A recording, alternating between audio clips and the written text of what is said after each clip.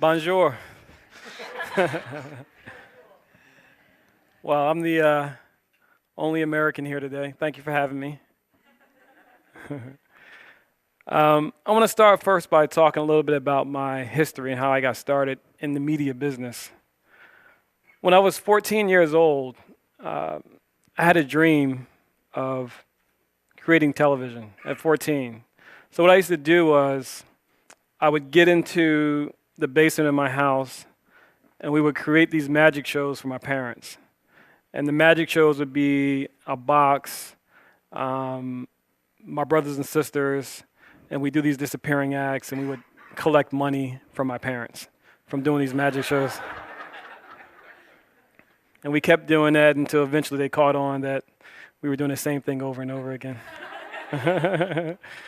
But I think the interesting thing for me about where I grew up in a place called Trenton, not Trenton in Canada, but Trenton, New Jersey, which is 7 hours south of here, past New York and New Jersey. In my town, it's 225% higher crime rate than the rest of the United States. So it was a pretty dangerous city. Also, I'm a black American, and if you didn't know. 10% of us were incarcerated or behind bars. Another 50% are unemployed. So, it's important for me to hear people talk about perception, right? Because perception is what the rest of the world see based upon the media and what the media creates. And that's one of the motivations and main reasons why I'm in media, was to change the perception of not just black Americans, but all Americans. I think it's important. And we're not just, rappers or musicians or athletes. And the most important thing for me, for you guys to realize, is that I want to talk a little bit about how to find and live your purpose. Now, I talked about a little bit about how I started at 14, finding a vision of myself, producing movies from watching Star Wars, and doing magic shows in my basement. When you find and live your purpose, it's really that one thing that wakes you up in the morning, that you think about at night. It's your dream that you follow. And that's what success is for me, is finding your purpose. There's a statement that says that we're all born into purpose. We're just flesh, but we are manifest flesh into purpose. And whatever you do in your life, whatever you wake up to do, is that purpose. And really the key for us every day is waking up and being aligned with your purpose. And the other thing that is important for me to tell you guys about is to challenge your belief systems. There's belief systems that we have in place. I told you a couple. There's perceptions around our belief systems. One belief system is that, in America, we're arrogant. That may be true. Confident, Canadians are polite, so that's what we hear. And I think that for us is to challenge your belief system, because your belief systems are those things that sort of keep you tied to your way of life. There's an example in India of an elephant tied to a twig, if you guys don't know this story. An elephant in India, when he's a baby, he's tied to a twig. And that twig represents a chain. So when the elephant grows up, the twig represents something that's stronger than an actual chain for that elephant, because the elephant can't break the twig because of the strength of the chain. So in other words, the elephant can break a whole tree and take the tree away, but can't break the twig because of the perception that he's created around that one twig. Choose empowering beliefs. Beliefs are so important. Beliefs are, how you communicate to yourself, the stories that you give yourself to go on in life, the things that sort of separate you from the pack. Beliefs that I told myself when I was growing up was that even though I went to this high school that was ranked 317 out of 321 high schools in my state, that high school wasn't going to define me or who I was in my life. So my belief system wasn't attached to my high school. My belief system was attached to who I was. And I think that was a very important thing. When I graduated from college, my first job was at NBC. And my first internship was with Bill Gates and with Microsoft and with Jack Welch at NBC at that time. So I can go from this high school that was ranked 317 to working for probably one of the most smartest and wealthiest persons on the planet. So it's all perception. If I believed the perception of what was told about me in the high school or in the media, I wouldn't have believed any of that was possible. So challenge your belief systems. That's the most important thing. Also, be aware of your emotions. You know, emotions are like the sea. They rise, they flow, and you're never aware of them. I mean, I remember one time I had an opportunity with a job, and, you know, I'll give you a better story.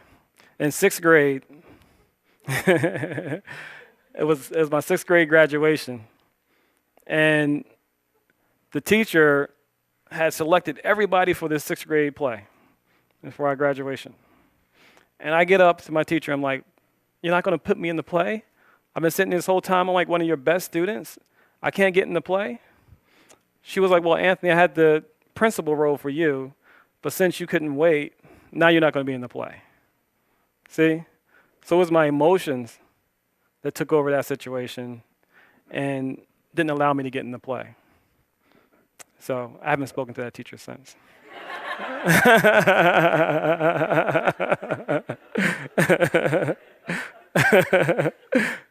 Practice positive affirmations, right? They say that affirmation without discipline is the beginning of delusion, right? Affirmations without discipline is the beginning of delusion. But affirmations with discipline is the beginning of miracles. So if you have an affirmation, you get up every morning and say something to yourself, and you don't put it into action. For example, I want to lose 50 pounds today. I'm going to write it on the wall. I'm going to see it, but I'm not going to have any actions. You'll gain 60 pounds, right? Because there's no discipline to the affirmation that you're putting out into the universe. The most important thing for us when it comes to affirmations is to believe our affirmations, to change your belief system to actually believe the affirmation that you're putting out into the universe. That's key. The other thing is to understand that everything changes. Even though I had a level of success early on in life, by the age of 24, 25, I was homeless. And the reason being was I wasn't attached to the opportunity or the job that I had at NBC. I wanted to go out and to be an entrepreneur. I wanted to carpe diem, seize the day, and do all those different things. And I took a risk. And that risk was to walk away from everything, to figure it out. And how I got back on my feet was I had $1.50 left in my pocket, enough for a train ride to a job interview in New York City at a company called PBS. And I went to PBS, and I didn't tell them my situation. I sold myself based upon my affirmation, based upon the belief I had in myself as a producer. And on the train ride home, by the time I got back to New Jersey, there was a message on my voicemail saying that I got the opportunity to work with the company. So believe in your affirmation. Believe in what it is you set yourself out to do.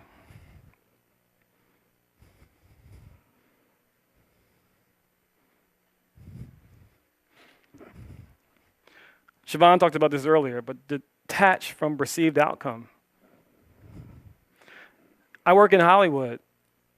That should explain number one. But I'm going to talk about it.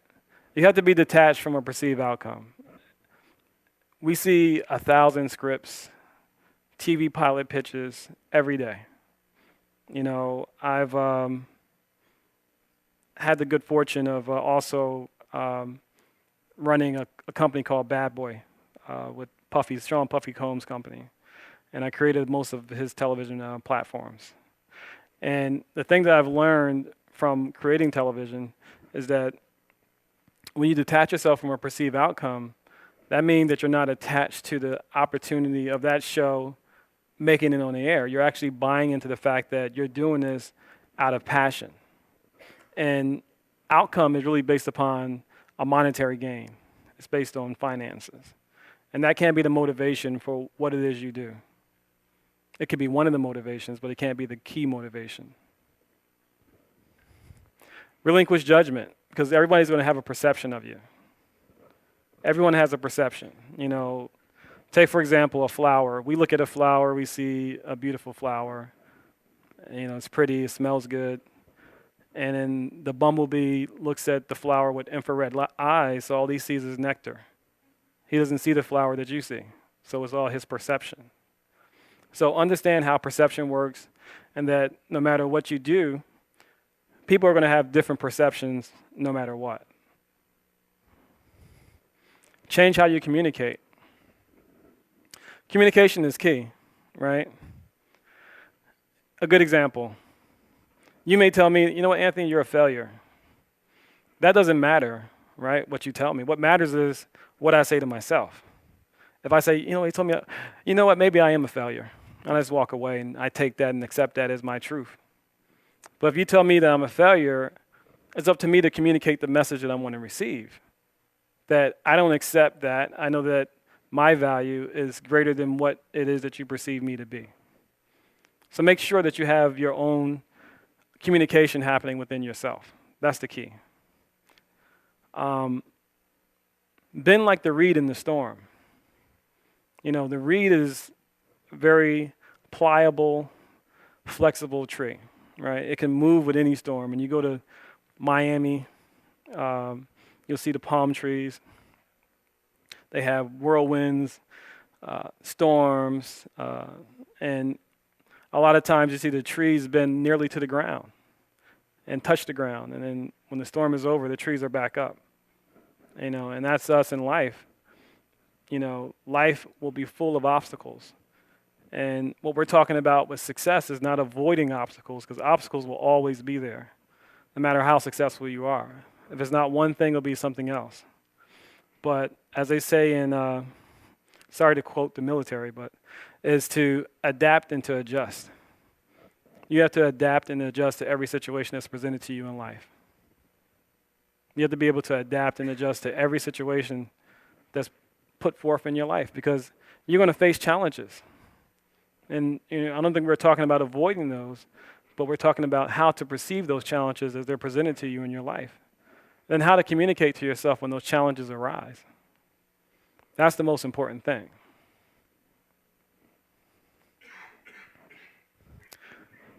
I wrote this one here by itself because I think this is so important. I feel like I bear witness to this, that conditions do not determine your destiny. Your decisions do, right? Even though you may grow up in an impoverished environment and not have the best support system in terms of schooling or education, you have to make the decision within yourself that you're going to make a change in your life, make a change in the society. And really, it's not about the individual. We are not in the world, but the world is in us. And when we look at life that way, we really have a unique perspective in terms of how we receive a message and how we deliver a message. But if you look at success as something that's based on individual achievement, then you'll never, ever reach a fulfillment of your intended desire. Right now, I want to talk a little bit about this philosophy that I came up with based upon working in film for about 15 to 20 years. And it's based on a perception that I live by, that Nietzsche said. He who has found a why to live can deal with almost any how. Right? You have to first find your why. Like, ask yourself when you leave, what's my why? Why am I here? People are here every day. Most of our motivation is finances and money and achievement, but that's not a big enough why. Because you'll have that and you'll still be unhappy. So I was in a screening room, and I was looking at the projectionist, or the projector, and I came up with this this concept of the projector. And the projector sort of represents the human being, or the subconscious mind, the automaton that sort of occupies this spirit, this soul. And that's us. We're the projector, right? We look out into the world and we project from the real. And what's a real? A real is your history, it's your experiences, it's your belief systems, it's everything that you create in your life. That's your real. So everybody has a real. They have a room in their subconscious mind that has about 1,000 reels in it.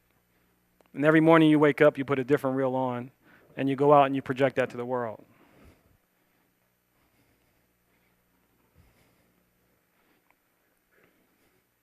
And then you have the projectionist. Who's the projectionist?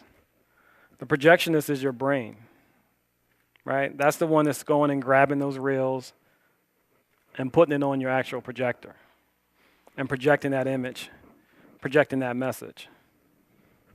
So obviously you have to retrain your brain to put the right message on that reel to what you project out to life, right? And then I thought, well, what's the ultimate? And that's the illusion, right? So every day you project 30, 40, 50 different illusions. You guys all will probably meet each other, and your interaction with each other will be different compared to your own notes, your own personal experience, your own belief systems, your own ideas. You may talk to your friends differently than you talk to your mother, then you talk to your boyfriend, then you talk to your girlfriend. So there's all these different projections that you're sending out into the world. So the key is separating yourself from the illusion and understanding that the real you is that projector, right? And when you tap into that projector and you're able to understand that the projector is not the illusion, then you have a true understanding of what you're actually putting out into the universe. And that projector is what's going to separate you from the confusion of your perceived success. Because success, a lot of times, is based on the illusions that we create. I live in Hollywood, Los Angeles, and I see a lot of this every day, the illusions. And the illusions are, you meet someone and they'll say, well, I'm an actor. And I usually ask, well, which restaurant do you work at? Because that's, most of Hollywood is. But I think the key is really understanding your true calling, your true purpose for being here, because that's going to really set you apart from, people who are not finding their way. You don't want to be like a ship without a sail, or that has a navigator with no map. And your map is to separate from the illusion and to tap into the projector that's within you. Thank you, guys.